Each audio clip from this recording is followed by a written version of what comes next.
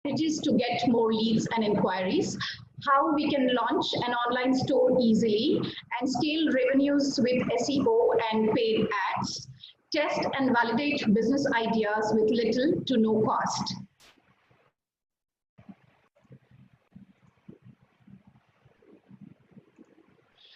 Let me also welcome the speaker for today's session, Amit Khetan.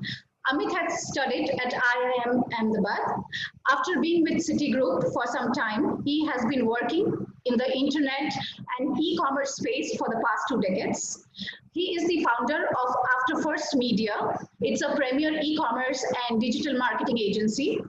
Amit also owns and operates several profitable e-commerce portals with, of course, a lot of revenues and customers, outside India and overseas. With these, I welcome Amit to take over and sort of start with the session. Thanks, Piali. Thanks also to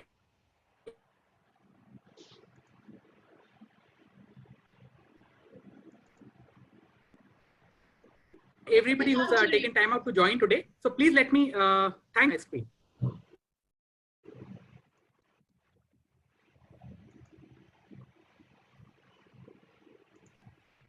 Great. I hope my screen is visible to all.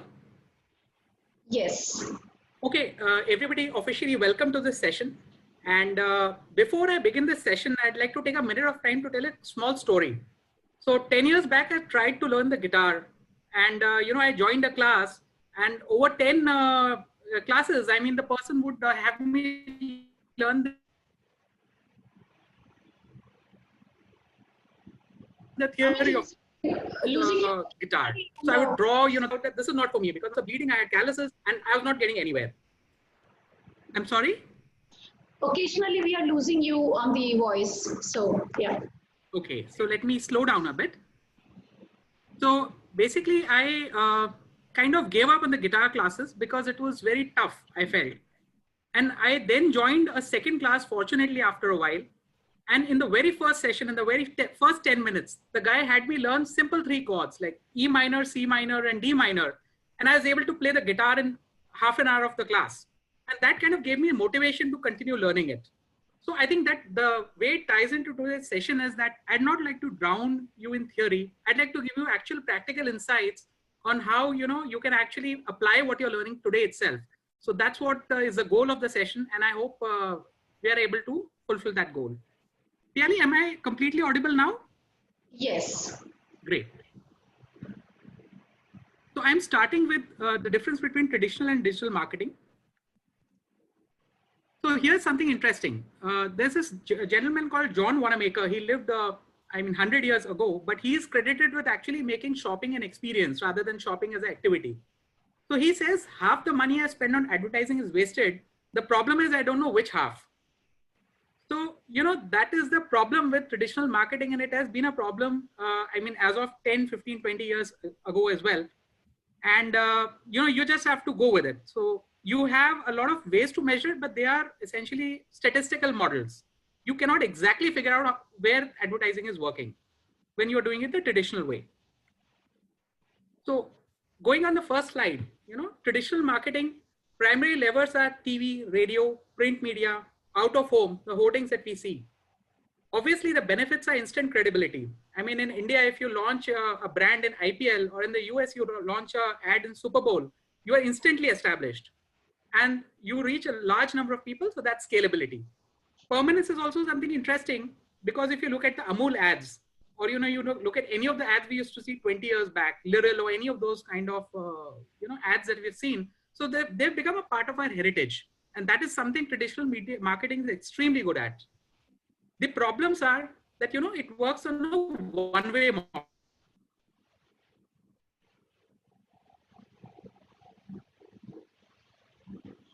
model. It's a one-way communication, and targeting is the issue. So for example, they are subscribed to my mails and you would target those. So that's the kind of targeting you have to do. And once you've released the ad or the marketing, it's tough to make changes on the fly. A lot of high fixed cost and variable cost. And the biggest problem is that it's very, very tough to measure return on investment, cost per action, or cost per lead. Moving on to digital marketing. I think we are all familiar with what digital marketing is, but just to run through, social media, SEO, website, pay-per-click ads, email campaigns, and content marketing. These are the primary levers, and obviously we have a lot of evolving techniques as well. The benefits are that messaging is interactive, that if you're reaching a customer, he's able to communicate back to you and you can adjust the messaging. Hyper personalization targeting option is very interesting. Let's say if I want to target people on SG highway who are using iPhone X and who keep traveling abroad frequently, I can actually go in and do that. And these are all observed behaviors. They cannot be manipulated, because when you're using your iPhone X, Facebook knows about it. Or when you're traveling abroad, Facebook knows about it. And you can actually use these variables and actually market to those people.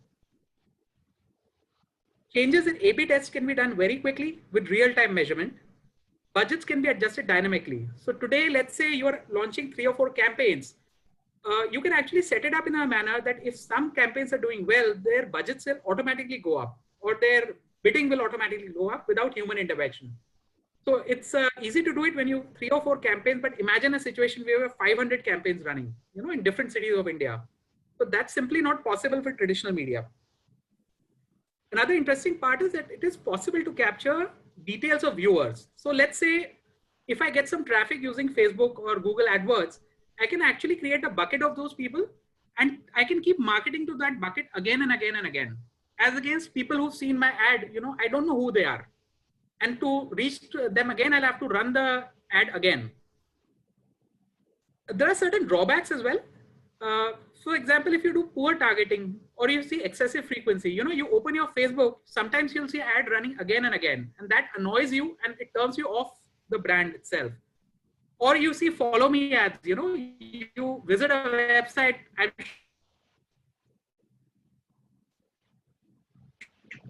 sure everybody's experienced this, and the same, that's very bad for the brand actually. Second problem is that digital marketing is as much an art as a science. So let's say there are a lot of steps, there's a lot of technical minutiae, but ultimately you have to know where to apply and where to stop. The other problem is that Google and Facebook are evolving absolutely on a daily and weekly basis. So let's say what works today, tomorrow when you go and log in, that option itself may not be available. And the last bit is that there are a lot of regulations that are coming in. Something called a CAN-SPAM Act, very funnily named actually. So it's supposed to prevent you from spamming, largely applicable in US. Then there's something called GDPR, which I'm sure that a lot of people have heard about it. Some other recent innovations are CCPA, which is the California Customer Protection Act.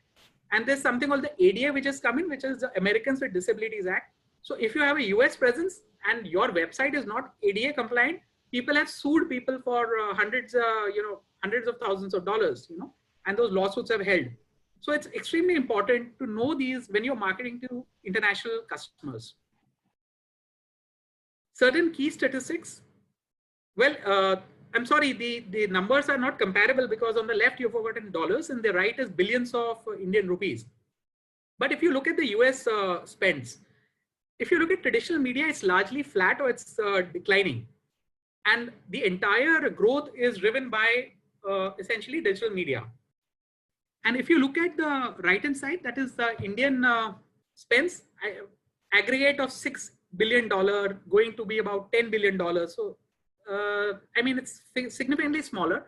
But if you see, a lot of ads are shifting towards digital as well. And this data is a couple of years old. So the shift is even more pronounced. And I'm sure COVID would see the shift happening even more. So point to note is that something interesting is that e-commerce, although it's a digital medium, they are going for traditional more than digital, and FMCG are slightly moving towards digital medium. So I think some of it is counterintuitive, and definitely a shift is happening. I'd like to spend a minute talking about selling to an audience of one. This is a very interesting concept. So I think there are a lot of business owners here, and you would obviously have segmented your customer base. So maybe SMEs or micro or large customers, or you've done it by verticals. But what is hyper personalization?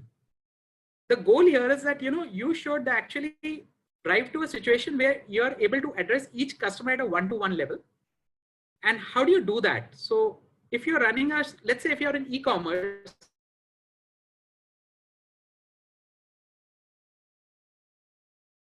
So you run something called Magento or Shopify enterprises can do now. Those tools can very easily help you identify customers on a one-to-one basis by looking at the individual actions. And I'll give you an example. Piali, is the audio fine now or it's cutting intermittently? No, it is cutting actually. Okay, let me try. Hang on.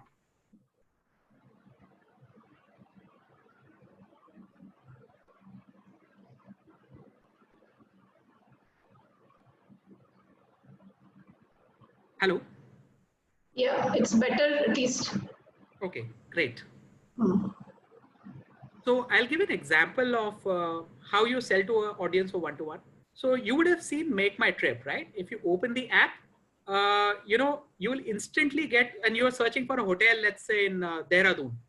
So you'll instantly get an email after half an hour on what are the deals for hotels in Dehradun. So that is essentially this very concept of hyper-personalization, that a machine is looking at your behavior and it's triggering some emails.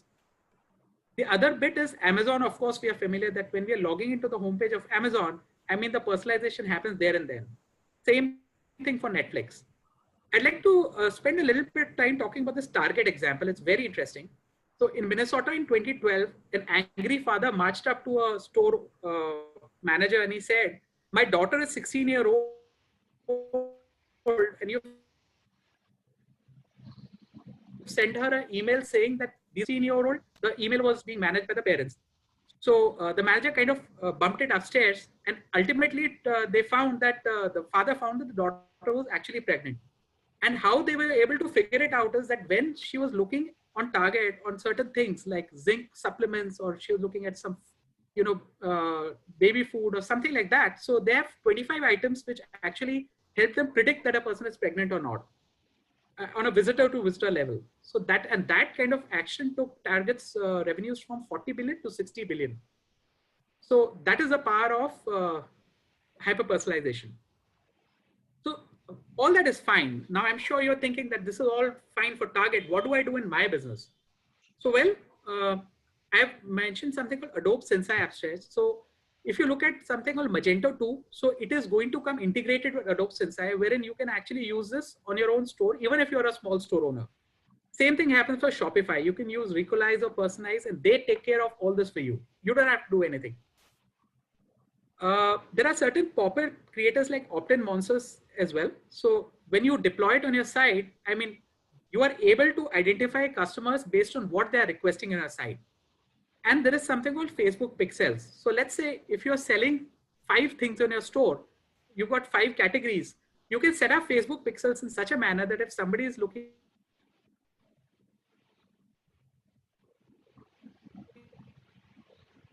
at item A in a category A, they'll to you, but they'll allow you to get, and you can market to these buckets individually. And obviously you have something called, yes, Piali. Yeah, I mean, sorry for interrupting. I'm just thinking that there's a suggestion somebody has mentioned that probably if you stop your video, it might be a little better in terms of the sound quality. That's it. Yeah, let me just try this. Okay, thanks.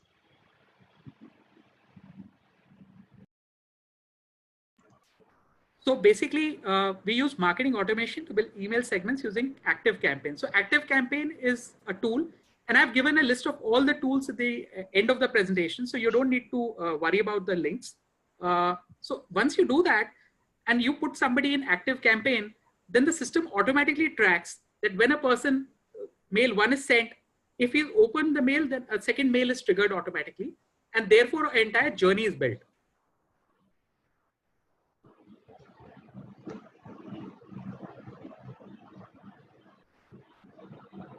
Piali, is the audio stable now? Probably not. It's just like a few seconds we miss you after, maybe a minute or so. Okay, so let me try and speak a little slowly. So, yeah, that might be helpful as well. Great.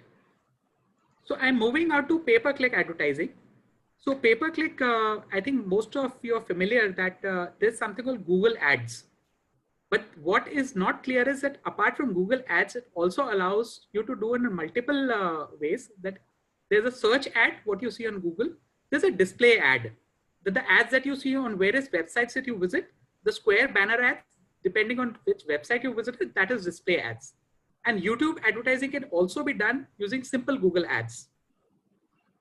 Then apart from this, you've got Bing ads as well. So Bing is a search engine owned by Microsoft. You've got Facebook and Instagram ads, obviously. And you also have LinkedIn ads. So LinkedIn ads are extremely useful when you've got a B2B kind of scenario and your ticket size is large, then this is extremely useful. The benefit of pay-per-click is obviously you can get results in a matter of hours. So if you start something today, I mean, you can get your first customer today. So that's very, very uplifting. Goes back to the guitar example. And budget can be as low as a few hundred rupees. So you don't need a very fancy budget to get started. You get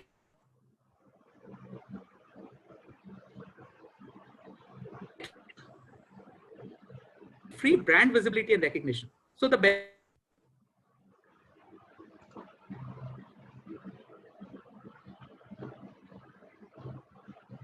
benefit here priceless.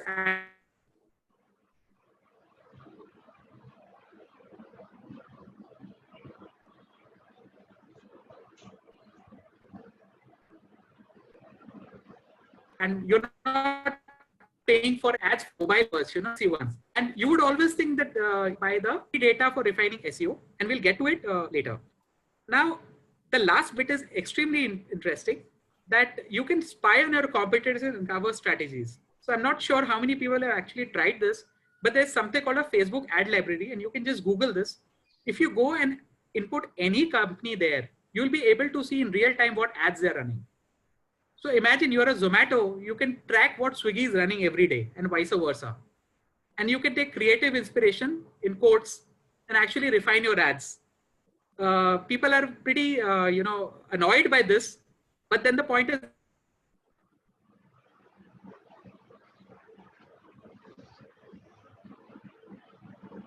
it is very useful if you are doing a little bit of guerrilla marketing, which give you the same thing. So to country level. So you cannot really track what a competitor is running in UK and US, but with these tools, you can actually kind of see the entire creative, how much they're spending.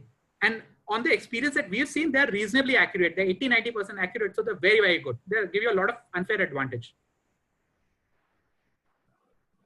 Social media marketing. This is very interesting. I think the key message here is that people want to be entertained and not marketed to. So imagine you're attending a party, and today in that party, somebody walks up to you and says, hey, I owe this company which sells cosmetics, and why don't you sit with me and see the brochure of the products I have? And you'll be annoyed, right?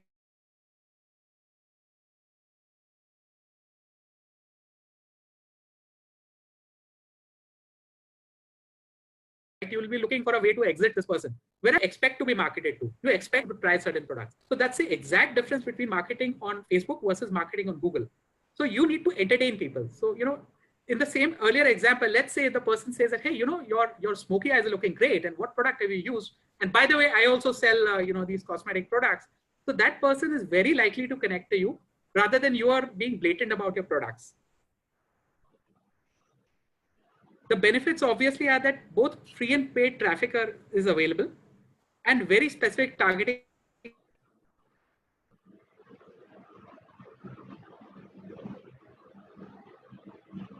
As we mentioned earlier, is possible. You can make that rather than trying to blatantly sell products, and creativity and virality can be game changing. I'll give you two amazing examples. First is something called a Will It Blend campaign. Now, I'm not sure if you've ever come across Will It Blend. This campaign has been going on for 15 years or so. So there's a company called Blendtec in the US. They sell very high ticket blenders, like $400, $500. So how do you market blenders on Facebook or Instagram or whatever? So these guys started, the CEO of the company actually started putting videos where he blends weird stuff using his blenders. So on one of the videos, he took 500 cubic zirconium diamonds and he actually blended those diamonds in his blender. He took an iPad and he blended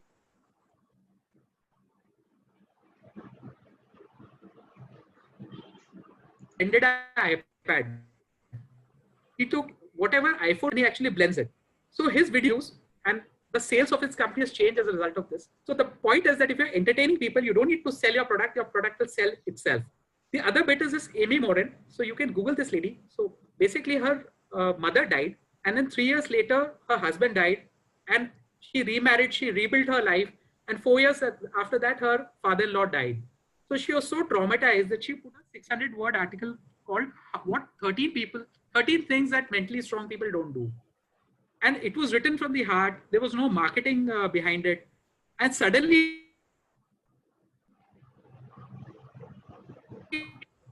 it got picked up by all the news channels and it became the #1 viral article on Forbes. TEDx invited her for a talk. She came on all the major Good Morning America kind of shows. And there was a book and she became a multi-millionaire in a matter of months. So the point being that if you're writing something with authenticity at your company, or if you're doing something to genuinely entertain people, it will definitely result in sales. And moving on to email and drip campaigns. So I think email is the #1 channel, according to me, in terms of ROI, even today. And as a common saying goes, the money is in the list. So a lot of companies that we talk to, what they're doing is that they're sending, typically either sending newsletters or they're saying Happy Diwali or Happy Holi kind of messages. What a better way to do it would be to segment your actual list. So there's something called a buyer persona that you actually look at your customers and you try and fit them in buckets. That what does your average customer look like? And then you segment your list. The other problem is that people use Outlook to manually send emails to the entire list, which is a problem. So you use something called MailChimp and ActiveCampaign, and MailChimp is free for up to 2,000 users. And you use marketing automation. So if you put somebody in MailChimp, they will automatically get a mail. If they open that mail, they'll get a second mail after a couple of days. If they don't open the mail, they'll get a different kind of email. So once you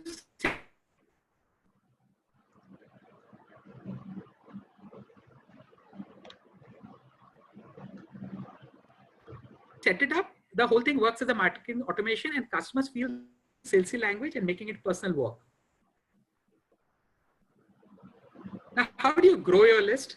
And list is important because today you may have, let's say, 1 lakh subscribers on Facebook. Tomorrow, Mark Zuckerberg might decide that, your organic reach, there are too many Facebook pages and, your organic reach is too high. Instead of 15%, it becomes 5%, then you'll automatically lose 1/3 of your social media traffic. But if you have an email list with you, you can permanently send mails and generate business from that.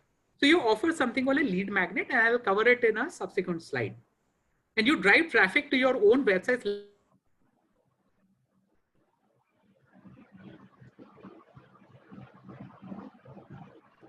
landing pages via Google and Facebook ads. Yali?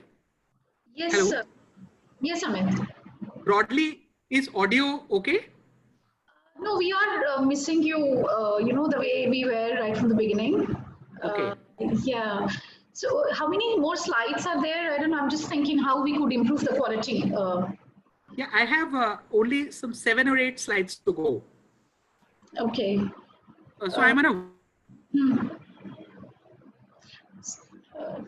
Okay. So it could be the internet, I think, what's making it probably, hello? Yes. Oh, okay. So yeah, there is a bit of, loss of voice, I think almost in every slide. Okay, so let me slow down a bit more.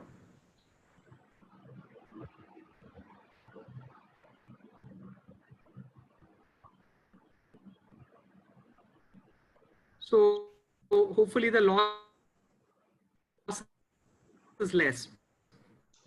And by any chance, would it be still okay if at all, we I'm moving on. presentation for 5-10 minutes? Content marketing, traditionally people believe that it is just blogging, whereas content marketing is not blogging at all. I mean, you've got videos, infographic, white papers, case studies, for B2B kind of clients. So yeah, let's probably try for 5 minutes and see, Amit, if without the presentation,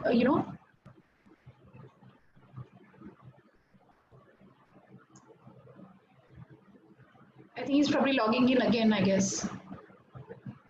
Sorry, let us give him probably a minute's time to come back.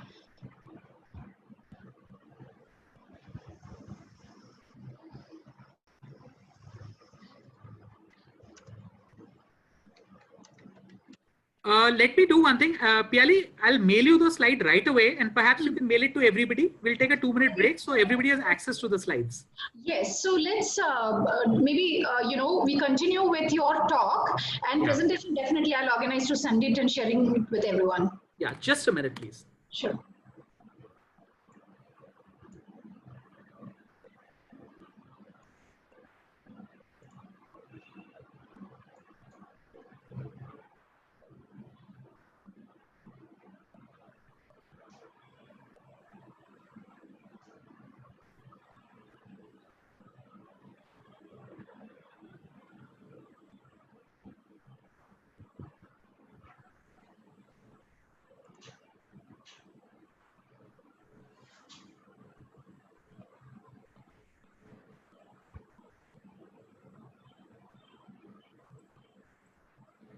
Yeah, I've just sent it on your Thai address.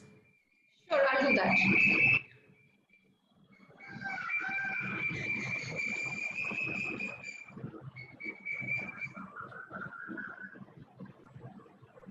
Sure, Amit, I'll take care of the presentation to sharing with everyone. You can continue with your talk. Yes. So Piali, should we give it a minute for everybody to actually open it up? I can just hold on for 30 seconds.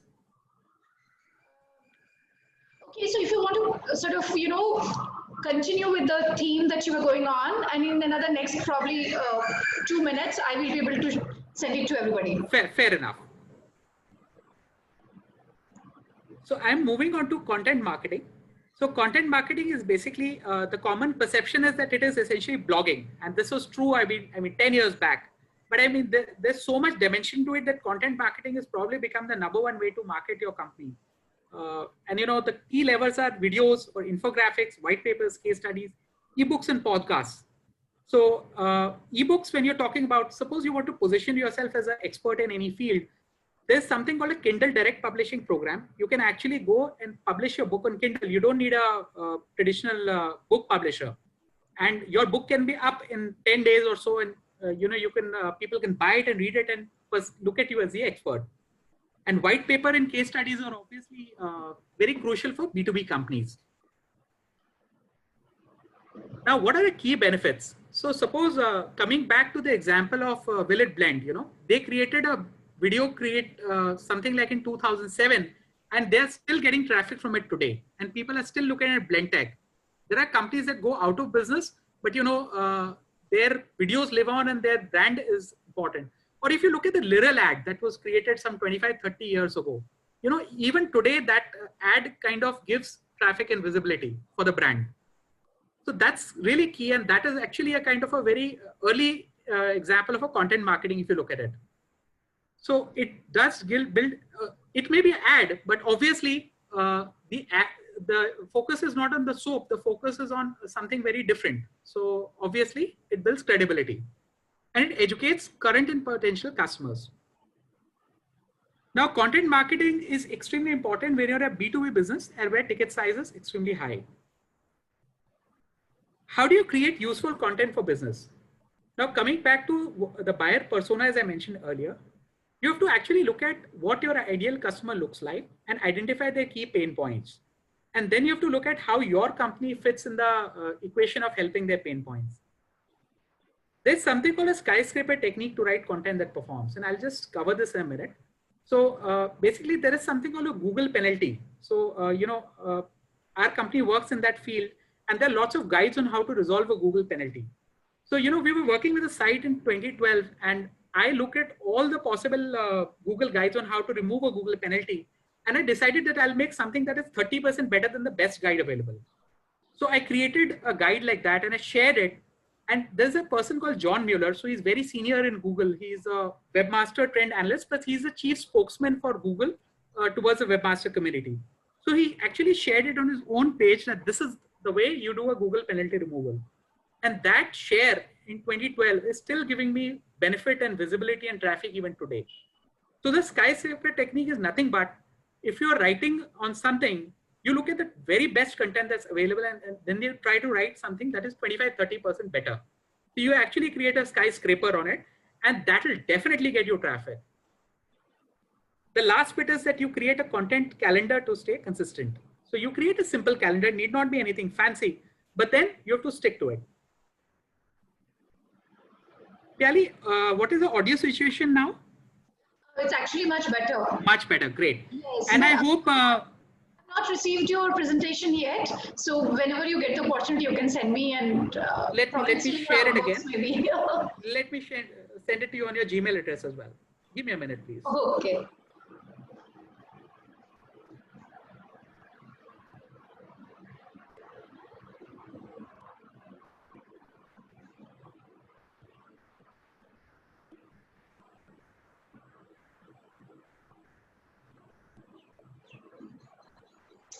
Yeah, got it, Amit. Great. Okay. So if you can share the PDF. I will do that. I'll do that. Great.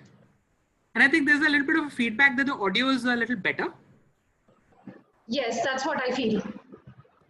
Great. And it is just in time because the next segment is actually really important. And this is what, these are my C minor, E minor, and D minor, as I mentioned, that these are the things that you can implement today itself and actually see results. So that's what I had promised in the write-up of this. And let's try and see if I can deliver on this.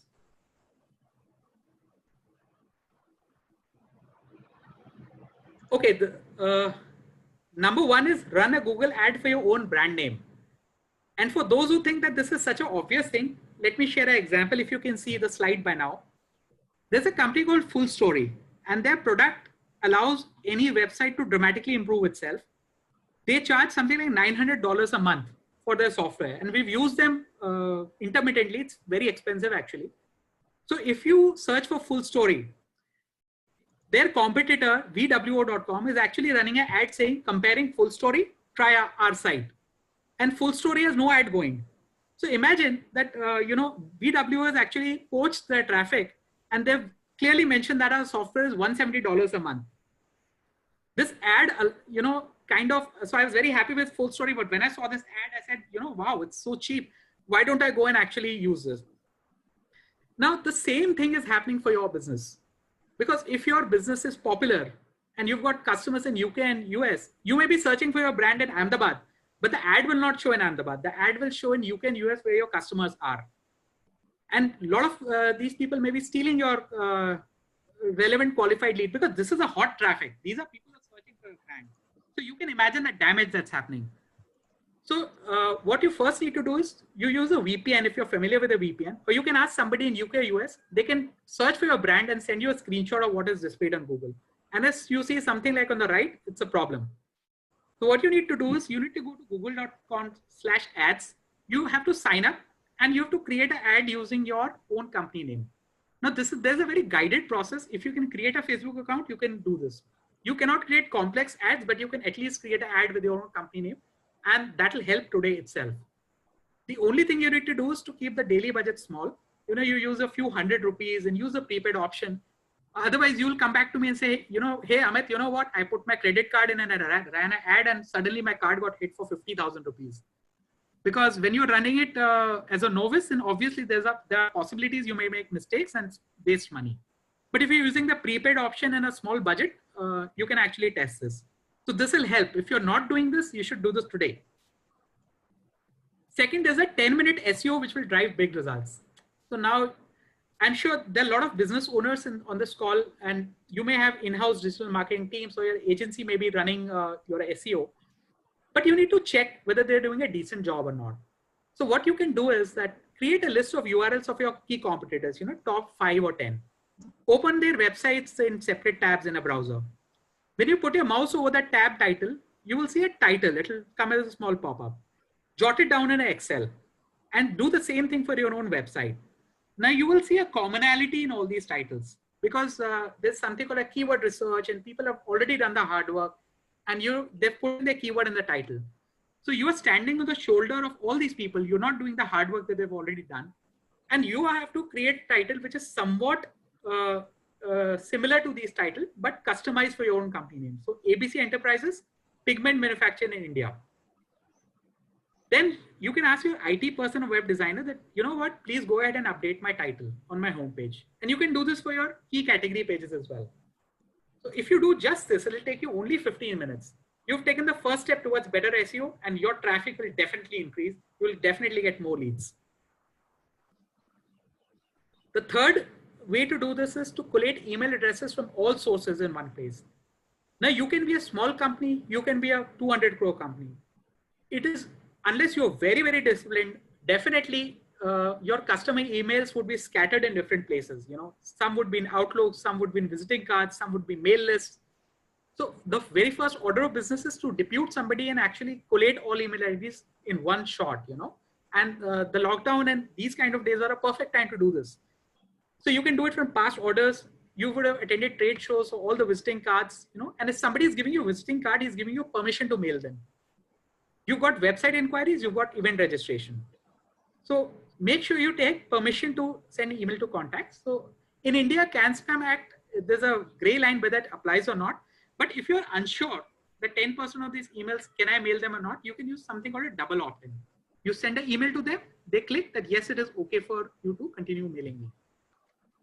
Then collate all the additional fields and all logical points. And instead of Outlook, sign up for MailChimp, MailChimp.com. It's free for list sizes up to 2,000. And ActiveCampaign is a slightly more advanced version. They don't have a free version, but I would suggest starting with MailChimp if you don't have this in your company. Now that's fine for the addresses that you already have. Then you visit optinmonster.com, sign up for the trial, put it on your site, and it'll actually capture, you know, 70% of a website's visitors come and go, and you're not able to get any benefit. But, you know, with Opt-in Monster, they will make sure that they will try and capture each and every one of these people, and your email list will start growing very fast. So these are the three things. If you do this, I guarantee that you will definitely see results, and you don't need any fancy expert. You don't need a lot of time to do this, and you can do this starting today. Now I'm moving on to choosing e-commerce software. This is more for the B2C people on the call, wherein they already have an e-commerce software, they're not happy with it, or they want to get something going in e-commerce. In the pandemic, a lot of people have ordered for the first time, a lot of bakeries, a lot of people have actually created rudimentary solutions. So now's the time to actually start planning for a perfect software. So two main options are, one is you've got a self-hosted kind of thing that you pay, you pay something for a Magento, CS Card or WooCommerce, you pay an IT company, they'll create a site for you. You're hosting it yourself and you're paying a monthly hosting fee and the security is your headache. The second part is something called SaaS, software as a service, that you're paying a recurring fee. The three big names are Shopify and BigCommerce are very well known. I suggest an Indian product called Shopachino.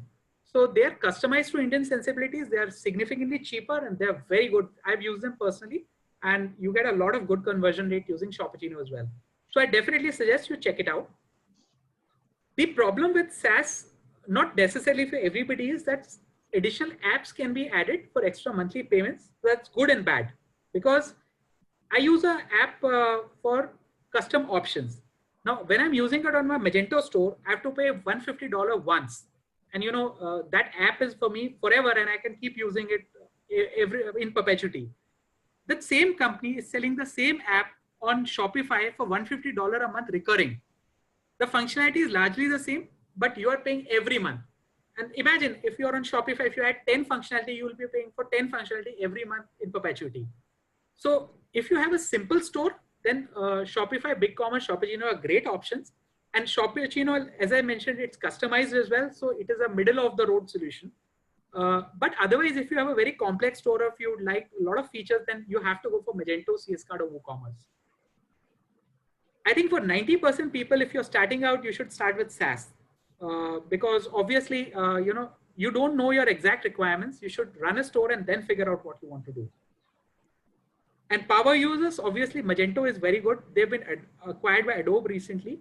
The basic software is free, but free is like a very misleading word because you have to pay up to $10,000 for actually getting a proper Magento store done.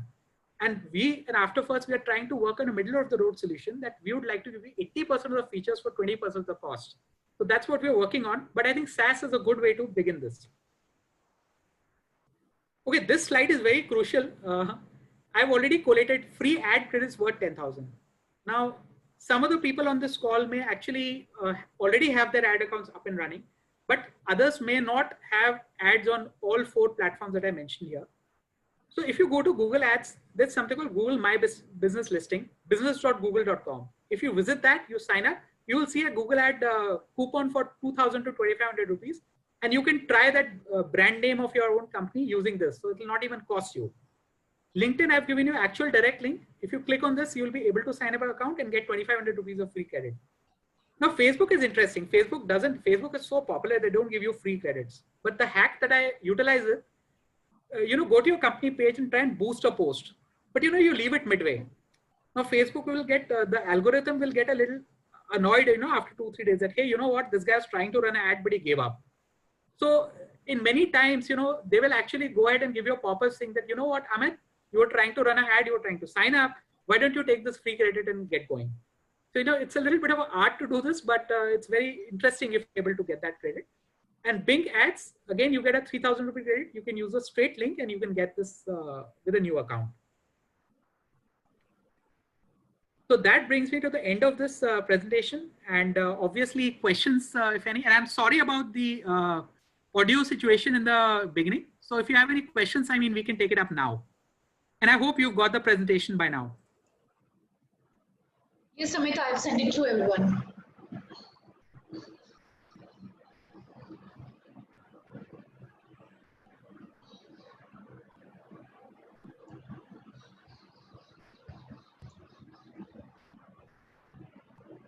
Guys, if you can use the chat feature, I think you can start the questions. Okay. There was one question which was there a little earlier. I will take that question up. Just give me 1 second. And I'll request everyone, if you have any questions, you can put down on the chat as well. Amit, just 1 second. Yes.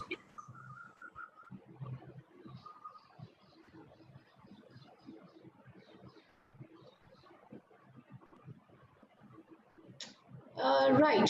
So Devin had asked a question and he requested to elaborate on the point of what storytelling means and how to create stories.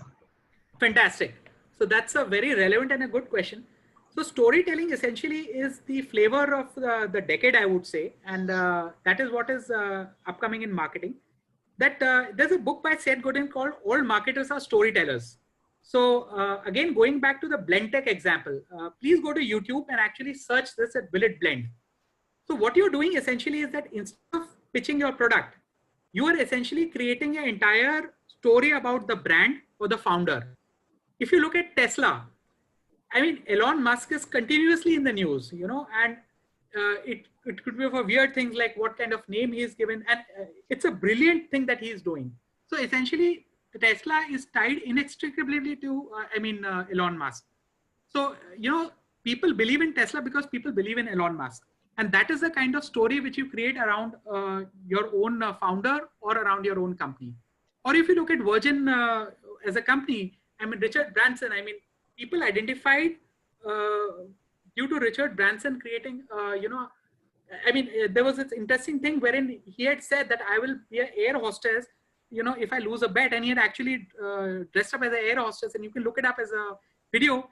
So, when you're doing something like this, you are creating stories that people believe in. Or if you look at the Amy Law example that I had shared earlier, I think the audio may have cut at that point of time, but I'll revisit that example. That this lady had seen so much of tragedy in her life that she actually, from her heart, she wrote 13 things mentally strong people don't do. Now imagine that is a story. And when you look at that story, you identify with the message. So when you're doing that, people will buy whatever book you're selling. They will pay to hear you. And, you can be in a show and people will come up and actually listen to you. So that is where storytelling comes in. So I hope that has been a sufficient example. And I would suggest go and look at Will It Blend. If nothing, it'll give you amazing entertainment and make you want to buy that blender sitting in India. Right. Thank you, Amit. Let me go to the next question. We can come back if there are any further questions to it. Advait is asking, what is a drip campaign? Yes, great. So drip campaign, again, is an interesting thing. That the traditional way that Indian companies send emails that they'll create a list of 500 or 1,000 people, and they'll have somebody sitting on Outlook and they're sending them the same message again and again. The problem is that if you look at the good morning messages that you get, what is your reaction when you see the good morning messages? You're internally saying, "Oh no, another good morning message. I wonder how I can, get rid of this without offending this person." Trust me, when you're sending those newsletters of your company, your customers are feeling the same way. That another newsletter from this company, I can't really handle this. A drip campaign is a far more targeted way to do this. That what you're doing is that you're signing up a person in a list based on his interest. So suppose somebody is coming to your website and he's interested in a certain product. So you put him in a list related to that product. Once he's in that list, the software automatically, Active Campaign as I mentioned, they will automatically send a mail to that person. Now, Active Campaign will also track whether Piali has opened that mail or not. Now, if Piali opens that mail, it'll actually flag internally. It's called lead scoring. So it'll flag that Piali's email ID that Piali opened this mail. That means she is interested in it.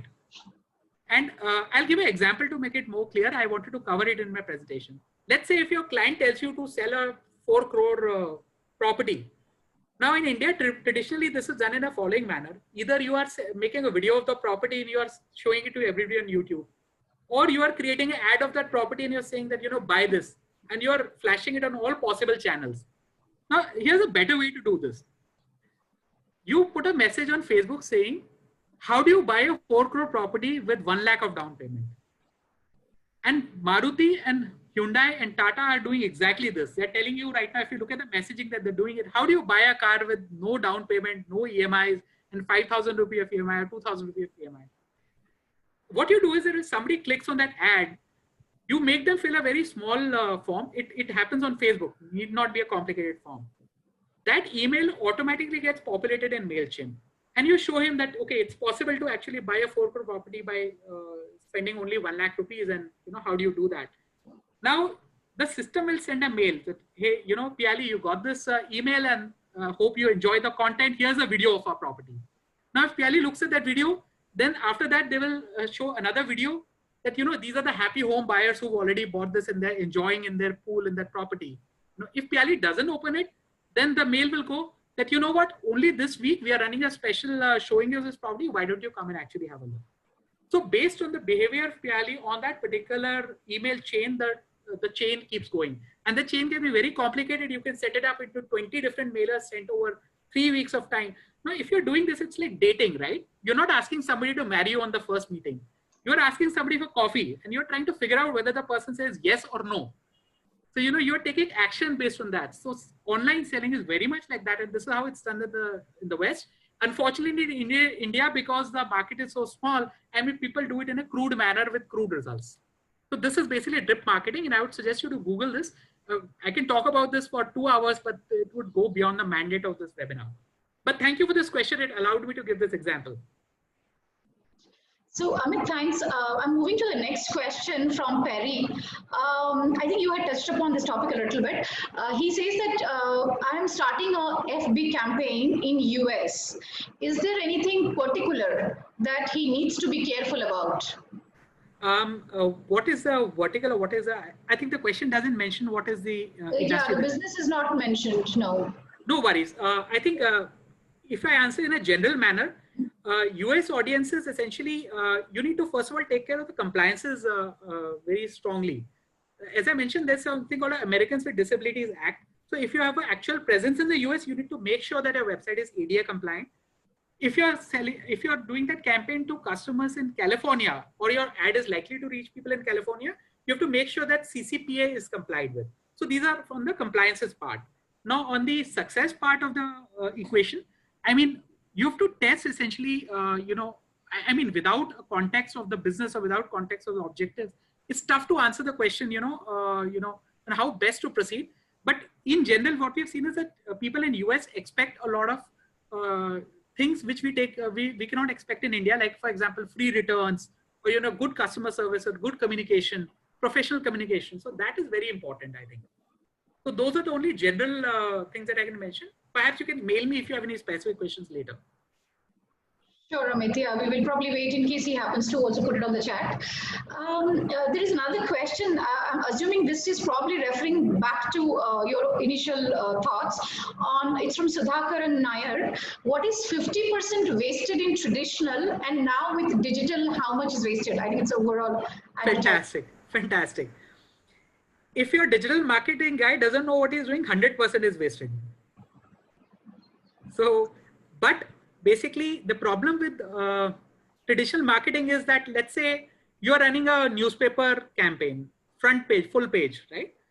How do you know that it is reaching the right people? I mean, you will, so you run this campaign in Ahmedabad and you see a certain sales uplift, but how can you attribute that sales uplift to that campaign necessarily? Because nobody runs a campaign in vacuum, right? You would have all campaigns running simultaneously. So how will you segregate that, this much is the result that I got from this newspaper ad? Or if I have run an IPL campaign and something has gone viral on the internet simultaneous to that, how will you segregate that this much of sale is due to this IPL campaign and this much is due to my viral campaign and this much is due to my ad campaign? I mean, in print media. You've got something called, sure, you may get back to me saying that I've got TRPs and I've got circulation figures. But again, please remember that they are statistical extrapolations. You cannot figure out if you've got a magazine saying I've got a circulation of 1 lakh in US, you cannot figure out that 1 lakh people will actually see that, All you know that in an Indian magazine, all you know, your ad may end up on on the back of a samosa for all you know, right? So that is why it is said that 50% is actually wasted. And you can just try and reduce that wastage. Now on the digital marketing side of the equation, suppose your goal is to spend 1 crore rupees. You can actually run a small campaign for 1 lakh. Google Analytics actually allows you to measure results. So you can specifically measure that this much of ad spend got me this much of sale. You can even see the order number against those sales. So once you see this for a 1 lakh campaign, you gradually open it up and you scale it up to 1 crore. And you can say with reasonable confidence that by spending 1 lakh, I got 5 lakh. So I'm happy if I get 3 crores by spending 1 crores. And you can do it in a staggered manner. But once you've released the ad, that's it. I mean, you've lost control of the equation. Right. Thanks, Amit. Okay, so I've got another question here, Amit. Again, the business is not mentioned. It's from Amit Bhatnagar. He's asking, what do you think is best for a startup? I guess maybe in general. What do you think is best for startup? Hiring a digital marketing company or having your own employee? We are not tech savvy, so challenge is how to monitor work of both these things. This is such an incredible question because I think the CFO of Redbus, we were all discussing on LinkedIn on this very topic, a couple of days back. And this is a major challenge that what do you do? And there are two concerns here. One concern that Amit has mentioned that we cannot monitor the work. The other concern is that what about knowledge, right? When you are outsourcing it, that the knowledge doesn't belong to you. And when you are creating an internal team, the knowledge is actually built inside your company. The problem is that when you're starting out and you don't know what to do, let's say if I'm a company and I'm running campaigns for 50 companies or 100 companies, I know the best practices in all these 50 companies. And I know what is working today versus what is working 10 days back versus what was working last year. Now, if you are hiring somebody, you may actually be lucky enough to get a person who knows everything, but his knowledge may be outdated, right? He's working in a company 1 month later, what he knows is no longer working.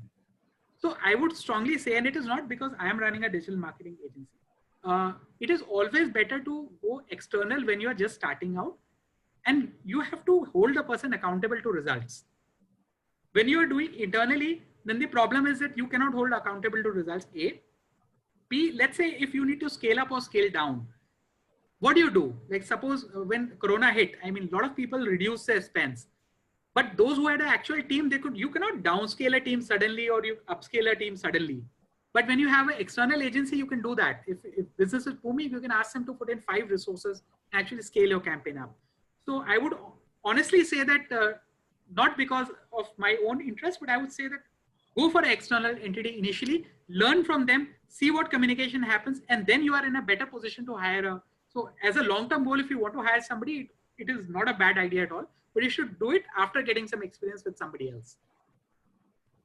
Right. Thank you, Amit. I'm sure it must have been helpful, your thoughts. The next question we have from Vinod Gupta. He wants to understand, is it okay to pull up email IDs from the sales navigator and then send cold emails to the leads in US and or Canada? And he's also asking how much should one be worried about the Spam Act?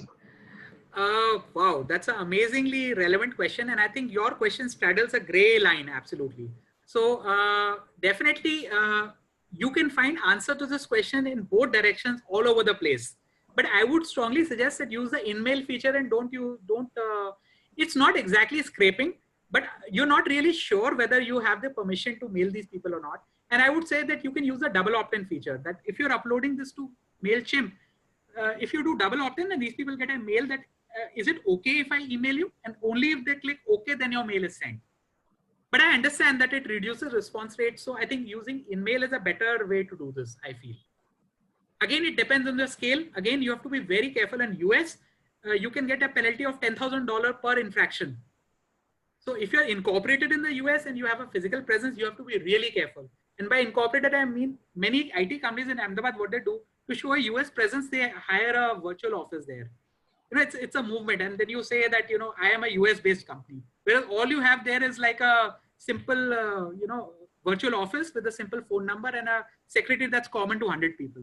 But by doing that, you're actually opening yourself to be sued in the US as well. So please take that aspect into mind before blindly copying this strategy. Thanks, Amit. I think it was quite important that you shared. So the next question we have is from Dr. Paresh Karia. He's asking that they are in the business of elevators, escalators, project management, tendering, third-party inspections, and audit services. He's requesting for your inputs on how to reach the real estate companies and utility companies through the digital marketing platforms. Okay, again, a great question. I think, again, it comes back to the question of lead magnet, and I'll just spend half a minute expanding on this. Lead magnet is basically, you are giving some value to somebody who's a target audience.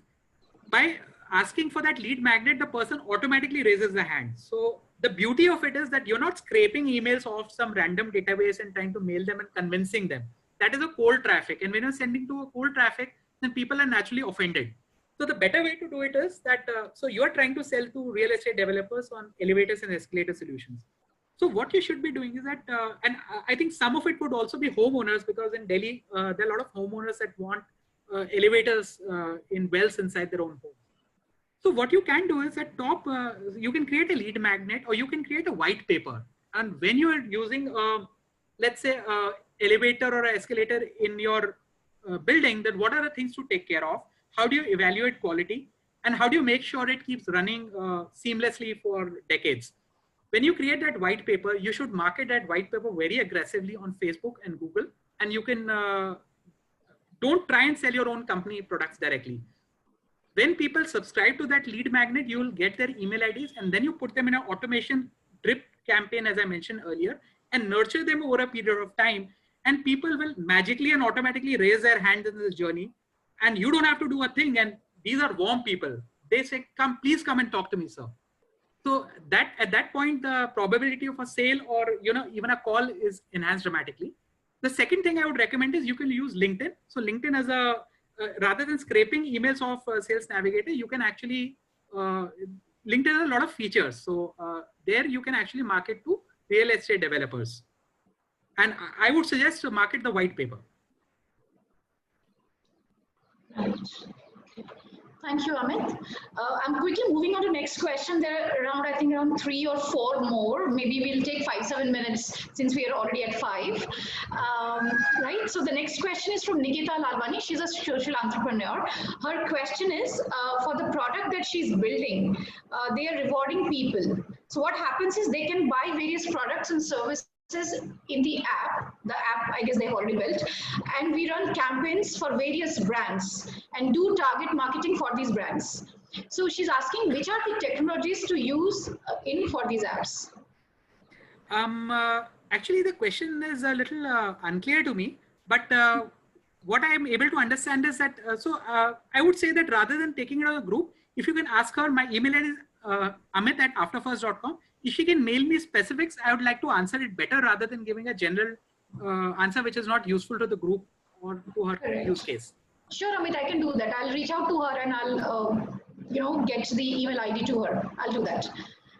Thank you. The next one is from Gaurang Sharma. He's mentioning that they are in water treatment business and their major clients are farmers and village sarpanch. How can I use digital marketing platform for villagers? I think that's quite an interesting one here. Wow, interesting. So this is really a challenge that how do you reach out to people who are not in... So I think the key to cracking this puzzle is to be vernacular. I think a lot of us may be internally thinking that this is not possible. How do you reach out to people like this? But we have to remember that farmers are using apps these days to actually look at weather patterns and pricing. So a very interesting, and it's an off-the-cuff solution that I just gave. I can refine it further. But why don't you try marketing in? So Google AdWords is a ability to market in-app advertisements. So if you can locate the apps that farmers like this are using, create a vernacular campaign. In Gujarat, you create it in Gujarati, in Maharashtra, you create it in Marathi, and you actually target this app, it can give you fantastic ROI. So these are the in-app tiles that you see. I think this is a real interesting way to do this. And if the original person manages to do this successfully, please reach out to me. I would love to hear about your experiences with this. Right. Okay, so thanks, Amit. The next question, just give me a second. Sorry, I kind of lost the questions there. So there was one from, sorry, just 1 second, Amit. Right, so now the next question we have is, for a non-e-commerce business, sorry, it's the question, it says it's from Kanish Bhatt. For a non-e-commerce business, is hyper-personalization of customers relevant? Oh, brilliant. That's first of all, kudos to the person who asked this question. Thank you so much. And the answer is that it is dramatically relevant. And I'll tell you why. Let's say you are selling industrial equipment, right? So you are selling pumps, or you are selling something related to that, or there are 3 or 4 product lines. Now, if a website visitor comes to your site, let me tell you that even if you're not logged into Facebook, Facebook tracks each and every action that you do if you've ever logged into Facebook from a browser, right? Now, a lot of people visit your website, but you don't know who these people are, right? You can create a Facebook pixel for each of these verticals. Now, what you've done is, so if somebody is visiting your pumps page, you can actually create a bucket within Facebook, wherein Facebook is not telling you which people visited, but they'll tell you how many people are there. They'll create a list and you can market to this list. So imagine you can do a pump related advertisement to the people who visit the pumps page on your site. So you're not e-commerce, you're a hardcore B2B business. But then again, your messaging is relevant and only to these people. And again, if somebody is not visiting pumps, they're visiting a widget, then you can do a widget based campaign to the people who visited a widgets page. So, and you can exclude, so it's a little technical, but in Facebook, you can exclude segments from each other. And therefore your messaging can be very, very hyper personalized to these kind of people. How do you whittle it down further? I'll just take 30 seconds more on this. Now, once you have this segment, you can try and get them to download a white paper on your site. How do you do that? You create a pop-up using Opt-in Monster, as I mentioned. And in my presentation, I've given all links on the last slide, the 21st slide. So please visit these. Out of these 21, 22 tools, I've used 19 tools personally. So this is not just a lottery list. This is a recommendation based on personal experiences. So now once they download your white paper, they've already raised a hand. So your job is already done. So they've said, yeah, I'm interested in pumps. Please send me information. So this is how you do it. So it is very relevant for B2B. And your ROI will go up like 3 or 4 times. Right. So, Amit, there is one more question, just maybe back again to an agri-tech. So Mansi Kulkarni, she's asking about digital marketing approach for agri-tech business. Again, I can give a generic answer, but if her concerns, if she can reach out later, I would love to address in better detail rather than giving a generic answer, which is not applicable for. This seems to be more of the general approach, probably looks like she's asked, nothing more is given. Yeah, because is it about increasing ROI? Is it about increasing reach? Or what are your marketing objectives? So unless you know that, it is tough to give a applicable answer. Right. I've just made a note of it. Maybe I'll write to Mansi and ask her to probably, maybe email you if she has any specific question about Yes. her business, right? Yes. Probably just last one or two questions, Sure. Amit. It's from Ravi. Can you elaborate on that spam function in emails, Yahoo or Gmail? Is it if some user press spam for some mail, Yahoo or Gmail, it starts sending mails from that mail ID to spam folder directly? Okay, this question is very important actually, because the problem is that as marketers using email, this is what we fight against on a daily basis. So to answer that question first, if Ravi hits spam on a certain marketing message, for Ravi that mail will go to spam always, but it doesn't work like that for everybody. So Gmail uses something called a feedback loop, that if Ravi and 100 people did the same thing, then Gmail will sit up and say, boss, Amit Khaitan is a spammer. So henceforth, whatever campaigns I send, they will all go in spam for everybody. So this is all a feedback loop. So definitely you have to take care. And this, when you're using MailChimp or ActiveCampaign or Campaign Monitor, when I send out a campaign, they give you statistics that these are the number of people who mark your messages spam. This doesn't work for Gmail, but it works for Yahoo and Hotmail. So let's say if 0.2% of your entire mailing list is marking your message as spam, then there's something very wrong with your messaging. Or it could go back to that Sales Navigator example that you've taken the emails from people who don't want to be reached, let's say. So you have to actually look at your list, or you have to look at your message and try and figure out. Otherwise, whatever mails you send, even generic, even if you send a thank you mail or you're sending an order invoice, that also will start going to spam. So very crucial to look at this. So, Amit, we probably, if you want to take 1 minute or 2 minutes, I'm taking one question which has come up twice from Hiya Soni.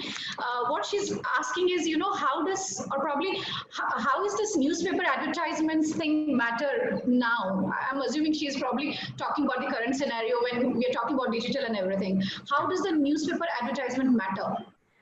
Actually, it is just because I'm in digital marketing doesn't mean that I don't have respect for traditional. I think both the fields have to work in parallel. And if you look at that example of digital on one of the slides I shared, that e-commerce companies are spending more on traditional rather than digital.